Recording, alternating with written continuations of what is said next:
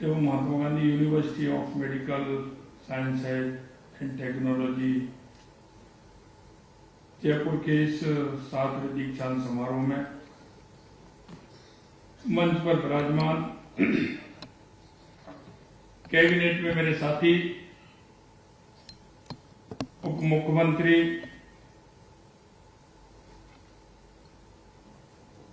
सम्मानीय प्रेमचंद जी बैरवा साहब, कैबिनेट में मेरे साथी चिकित्सा एवं स्वास्थ्य मंत्री सम्मानीय गजेंद्र सिंह खीपसर साहब,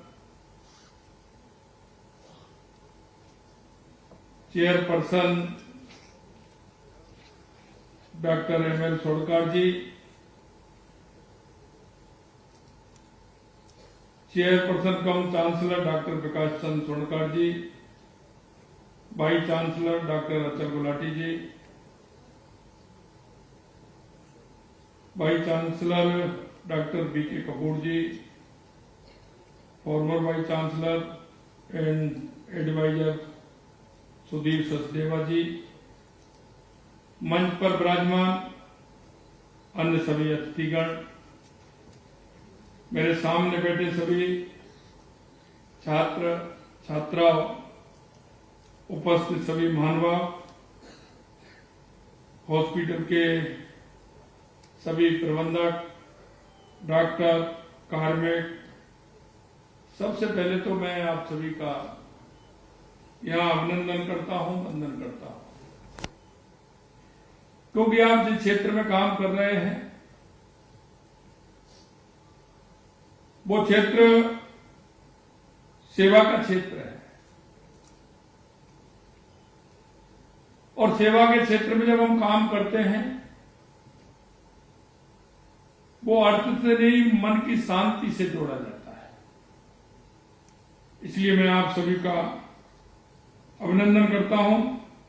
मैं अस्पताल प्रबंधक का आभार व्यक्त करता हूं कि जिन्होंने मुझे आप सबके बीच अपने 7वें दीक्षांत समारोह में आने का अवसर दिया। मुझे खुशी है कि महात्मा गांधी अस्पताल में कैंसर के इलाज हेतु साइबर नाइफ और पेट स्कैन मशीन स्थापित की गई है और 11 मंजिल के हेमेटोलॉजी टावर की शुरुआत आज हुई है। आपका ये अस्पताल राष्ट्रपिता महात्मा गांधी की मानव सेवा से प्रेरित, जिन्होंने अपना पूरा जीवन देश सेवा और मानव सेवा को उन्होंने समर्पित किया। महात्मा गांधी अस्पताल चिकित्सा, शिक्षा और मानव सेवा के लिए उत्कृष्ट कार्य कर रहा है। ऐसे उत्कृष्ट कार्य, सेवा, कर्म और समर्पण के लिए मैं संस्थान के संस्थापक और उनके सभी सहयोगियों मैं बधाई देता हूं, उनको धन्यवाद देता हूं।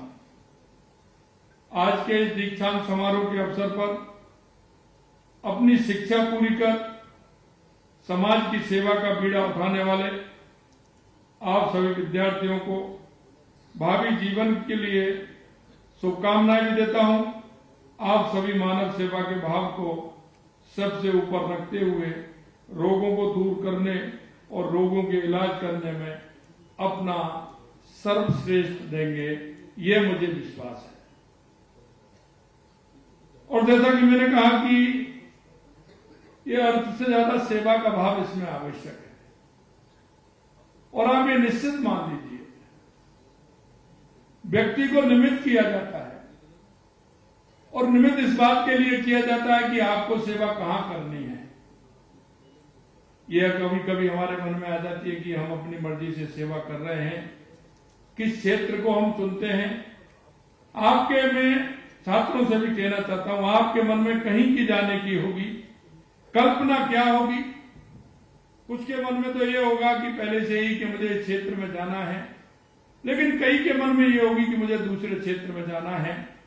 लेकिन ईश्वर ने मंजूर किया और आप इस सेवा के क्षेत्र में आए, इसलिए भी मैं आपको बहुत बहुत बधाई और शुभकामनाएं देता हूं। और जीवन में, क्योंकि हमको डिग्री मिलती है, हम उस क्षेत्र में काम भी करते हैं, लेकिन कुछ काम ऐसे होते हैं जिनको ईश्वर कराना चाहता है, वो भी काम आपसे कराएंगे।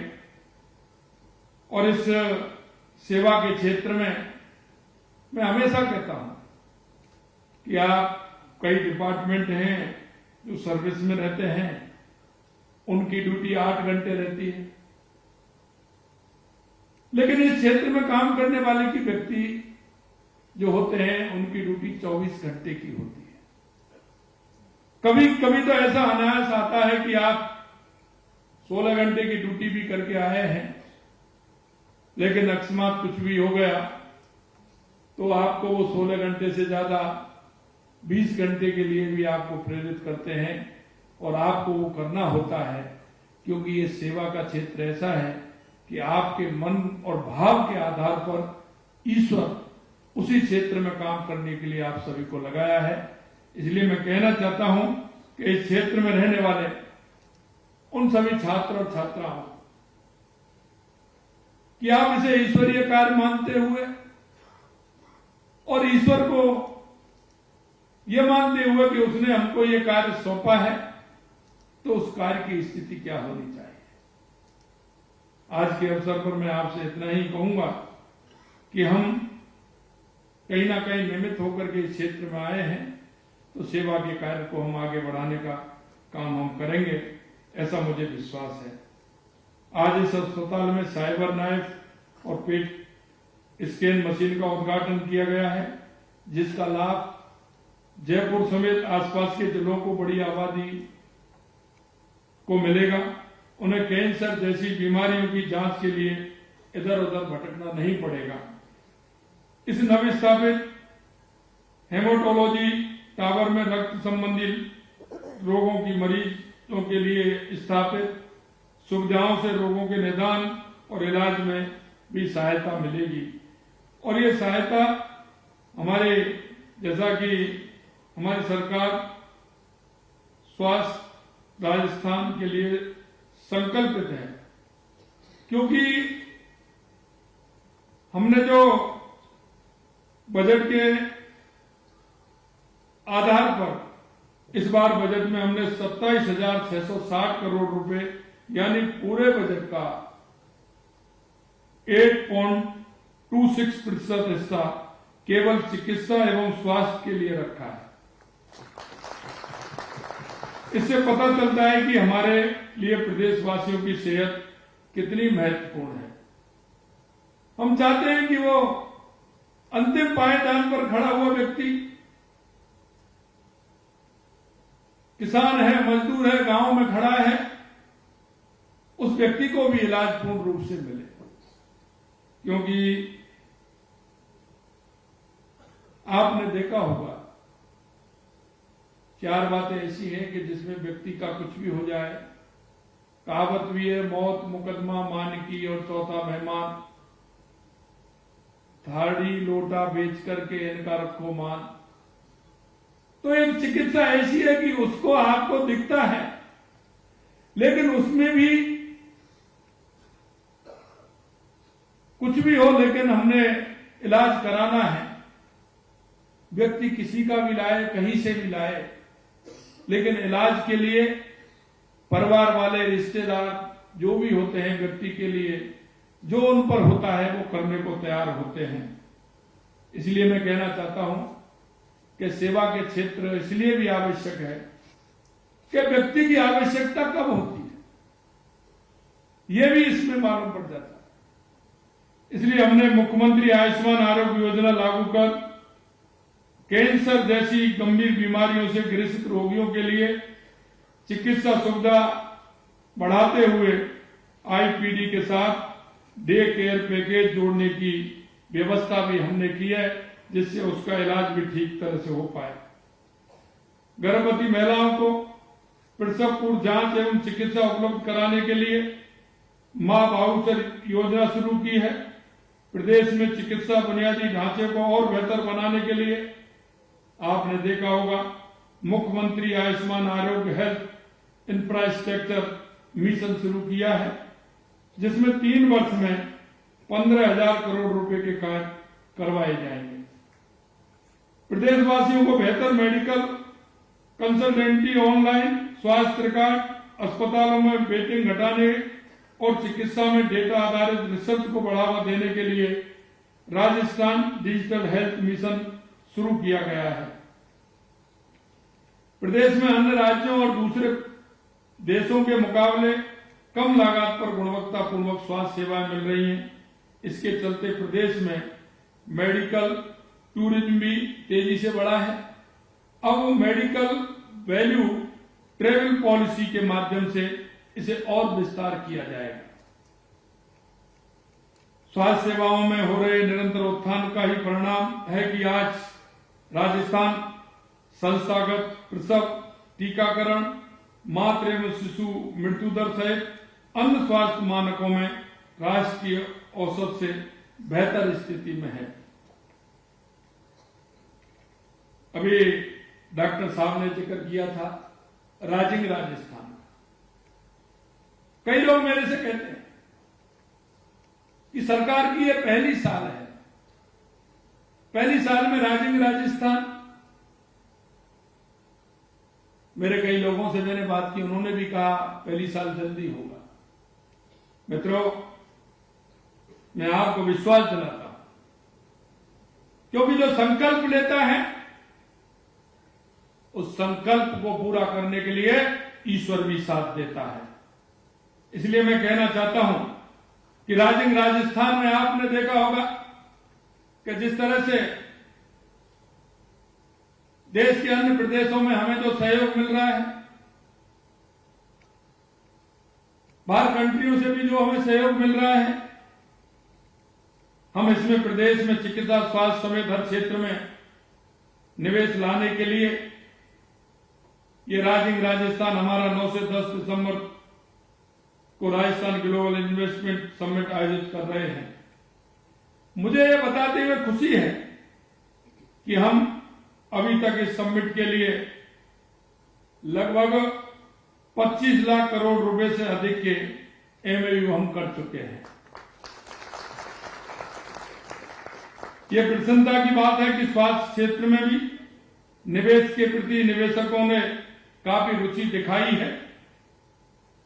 राज निवेश पोर्टल पर अब तक चिकित्सा से जुड़े 57,000 करोड़ रुपए से अधिक के करीब 300 निवेश प्रस्ताव आ चुके हैं। इनसे प्रत्यक्ष और अप्रत्यक्ष रूप से करीब 6 लाख लोगों को रोजगार के अवसर उपलब्ध होने की संभावना है। मैं आपको राजिंग राजस्थान ग्लोबल इन्वेस्टमेंट समिट में पधारने के लिए भी आपको आमंत्रित करता हूं। मुझे पूरा विश्वास है कि यह समिट राजस्थान को स्वास्थ्य सेवाओं में अग्रणी बनाने में सफल रहेगा। मैं आशा करता हूं कि इस चिकित्सा संस्थान से जुड़े आप सब लोग इसी प्रकार मानव सेवा के कार्यों को पूरी निष्ठा से एवं तत्परता के साथ पूरा भी करेंगे। और क्योंकि कहा है सबसे पहले आवश्यकता चिकित्सा और स्वास्थ्य की होती है, और हमने इसीलिए बजट में प्रावधान रखा है।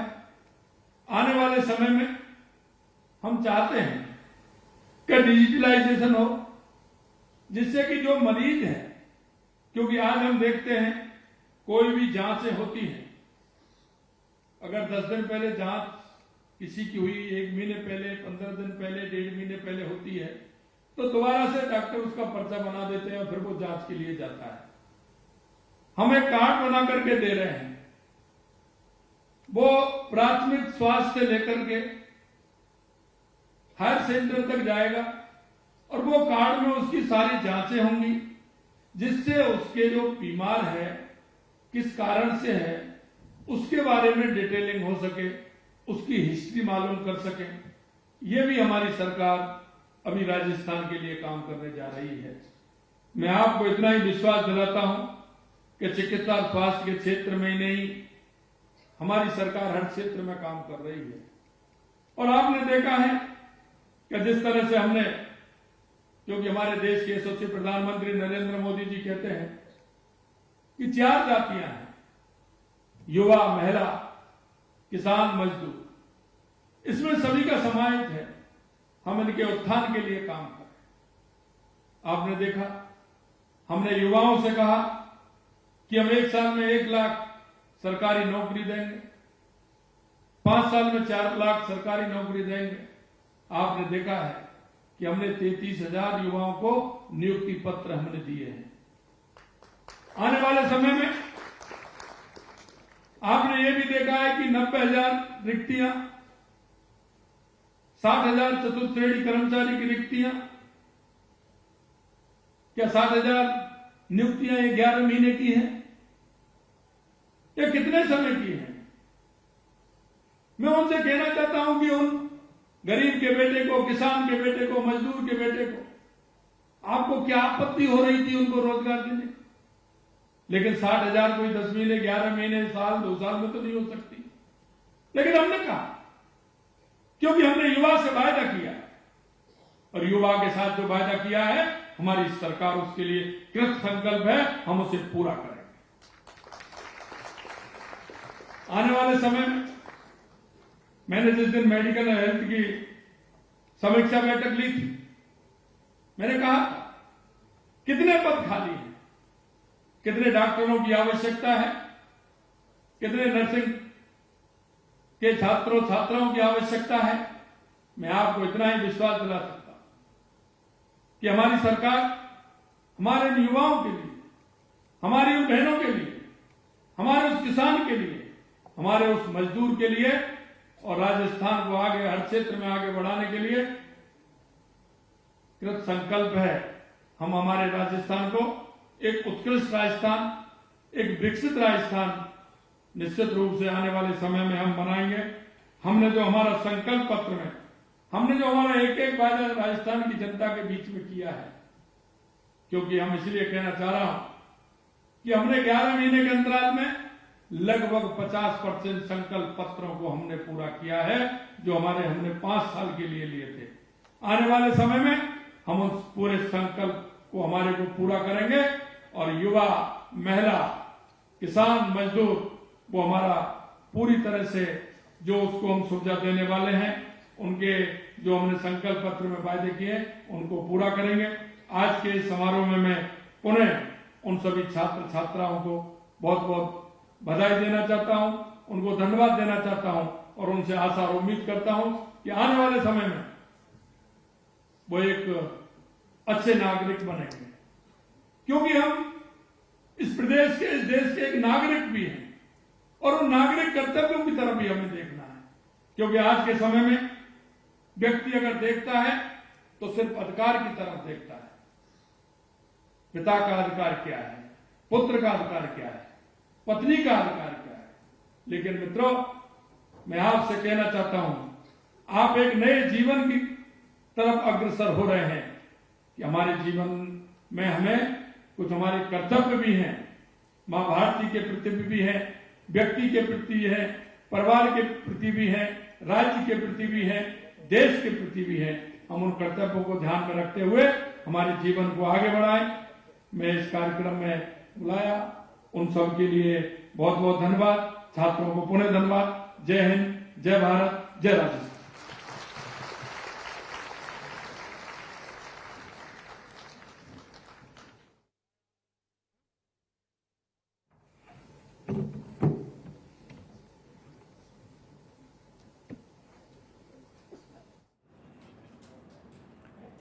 तो ये मुख्यमंत्री भजनलाल शर्मा का संबोधन आपने सुना। महात्मा गांधी मेडिकल यूनिवर्सिटी में कार्यक्रम के बतौर मुख्य अतिथि सीएम भजनलाल शर्मा मौजूद हैं, और साथ ही उन्होंने बताया कि अस्पताल में किन किन नई इकाइयों का लोकार्पण हुआ है, जो आगे आने वाले समय में मरीजों को बेहतर इलाज देने में मददगार साबित होंगे।